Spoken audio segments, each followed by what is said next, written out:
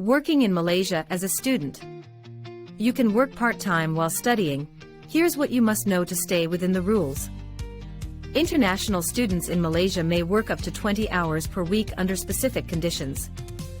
You're allowed to work during semester breaks when classes are not in session. Working on Malaysian public holidays is permitted for international students with valid approval. Weekends are also open for part-time work for international students. Many international students find tutoring jobs, helping others with languages or school subjects. Hospitality work, like serving in cafes or restaurants, is a common choice among students. Retail positions, including cashier or sales roles, are available to international students. IT support jobs are another option, especially for those with technical skills. Before starting any job, students must get approval from the Malaysian Immigration Department. A valid student pass is required at all times to work legally in Malaysia.